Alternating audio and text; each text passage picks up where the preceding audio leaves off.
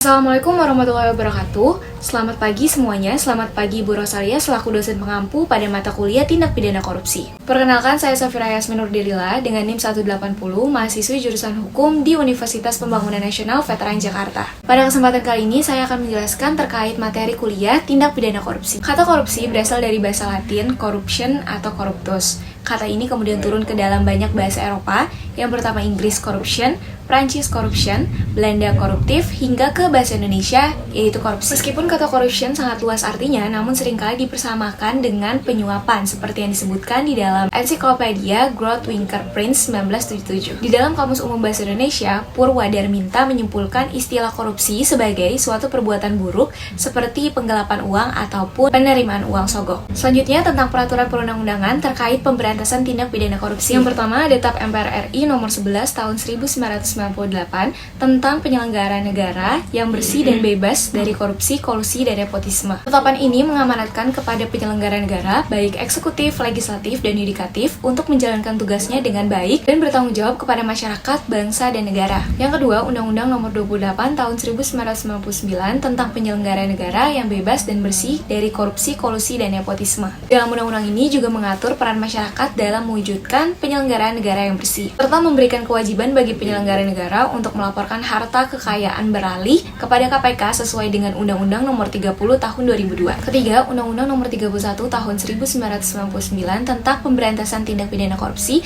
sebagaimana yang telah diubah ke dalam Undang-Undang nomor 20 tahun 2001. Kedua undang-undang ini mengatur tentang perbuatan yang termasuk dalam tindak pidana korupsi serta atur sanksi pidana bagi siapa saja yang berupaya untuk menghalangi penindakan korupsi baik saat penyidikan, penuntutan maupun pada saat pemeriksaan di pengadilan. Yang keempat, Undang-Undang nomor 30 tahun 2002 tentang Komisi Pemberantasan Tindak Pidana Korupsi merupakan dasar pembentukan KPK dengan kewenangan khusus sebab cara-cara konvensional yang dilakukan oleh pihak kepolisian atau kejaksaan dianggap kurang efektif dalam melakukan pemberantasan tindak pidana korupsi. Kelima, Undang-Undang nomor 1 tahun 2006 tentang bantuan balik dalam masalah pidana. Undang-undang ini dibuat dalam rangka menyikapi penanganan perkara yang seringkali melibatkan negara lain seperti larinya koruptor ke luar negeri atau penyembunyian aset hasil korupsi di luar negeri. Yang keenam, Undang-Undang nomor 8 tahun 2010 tentang pencegahan dan pemberantasan tindak pidana pencucian uang. Undang-undang ini mengatur tentang tindak pidana terkait dengan penyembunyian atau penyamaran aset kejahatan. Bahwa salah satu tindak pidana dalam hal penyembunyian atau penyamaran aset hasil tindak kejahatan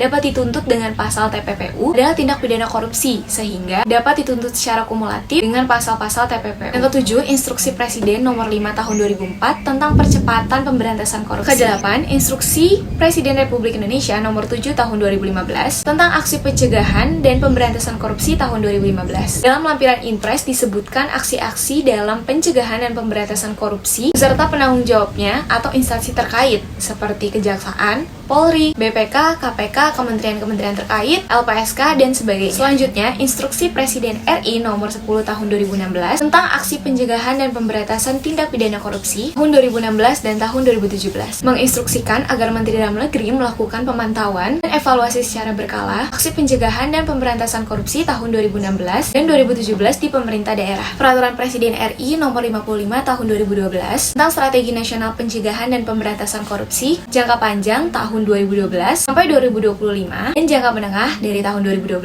hingga 2014. Kemudian ada Instruksi Presiden RI nomor 1 tahun 2013 tentang aksi pencegahan dan pemberantasan korupsi tahun 2013.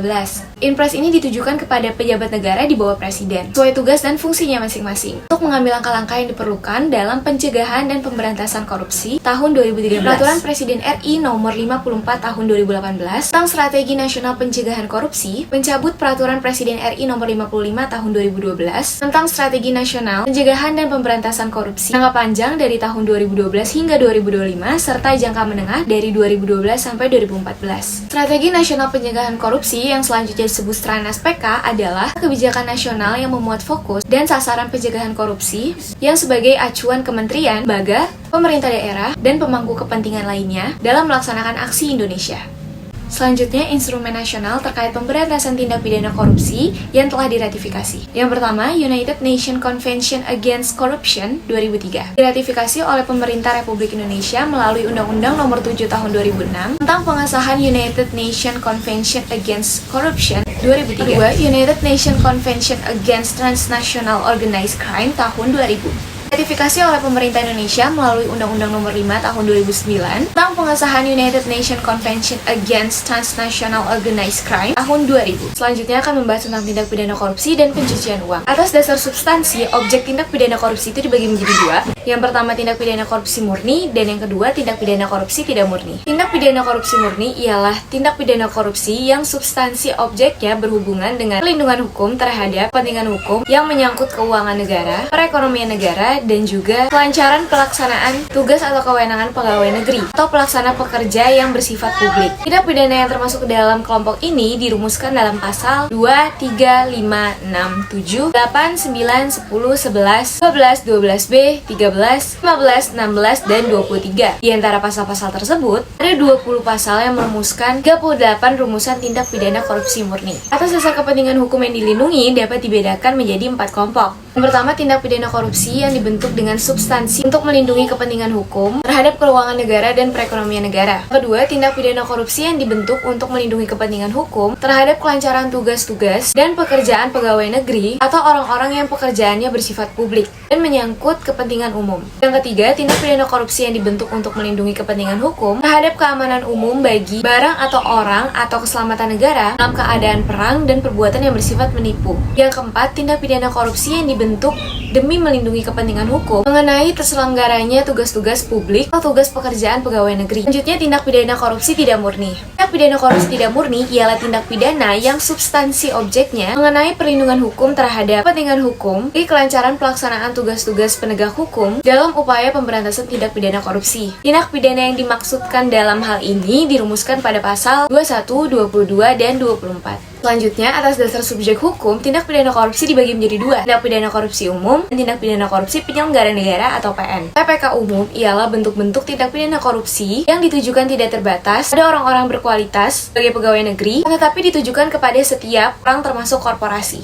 Rumusan norma tindak pidana korupsi umum berlaku untuk semua orang, termasuk ke dalam tindak pidana korupsi umum sebagaimana yang dicantumkan di dalam pasal 2, 3, 5, 6, 7, 13, 15, 16, 24, pasal 220, dan pasal 231 KUHP jungto pasal 23. Sedangkan TPKPN atau penyelenggara negara ialah tindak pidana korupsi pegawai negeri atau tindak pidana korupsi pejabat yang hanya dapat dilakukan oleh pegawai negeri atau pejabat atau penyelenggara negara. Artinya, tindak pidana tersebut dirumuskan itu semata-mata untuk pegawai negeri atau penyelenggara negara. Orang-orang yang bukan pegawai negeri tidak dapat melakukan tindak pidana korupsi ini. Kualitas pegawai negeri bahkan unsur sensalia tindak pidana sebagaimana pasal 8, 9, 10, 11, 12, huruf A, B, E, F, G, H, I, 12B, dan 23 yang mengadopsi pasal 421, 422, 429, 430 KUHP.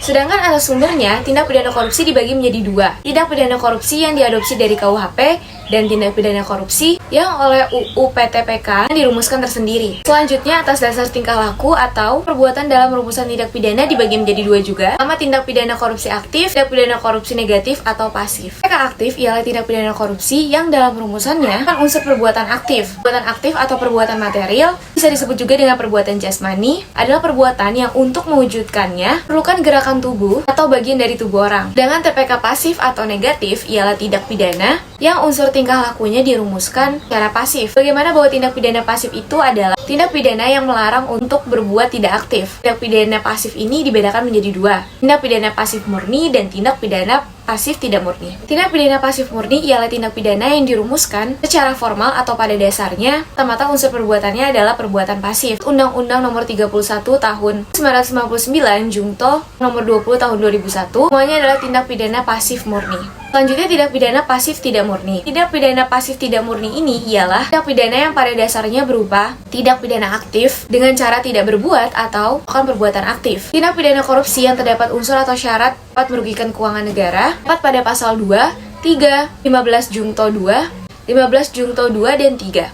Sepanjang percobaan, pembantuan atau pemufakatan jahat itu dilakukan dalam rangka melakukan tindak pidana korupsi sebagaimana yang dirumuskan pada pasal 2 dan 3. Demikian juga tindak pidana yang dirumuskan pada pasal 16 menimbulkan kerugian negara sepanjang orang yang berada di luar wilayah RI itu memberikan bantuan, kesempatan, sarana atau keterangan untuk terjadinya tindak pidana korupsi bagaimana yang dirumuskan dalam pasal 2 dan 3. Mungkin itu saja yang bisa saya sampaikan. Terima kasih. Semoga video ini bermanfaat bagi teman-teman yang menonton.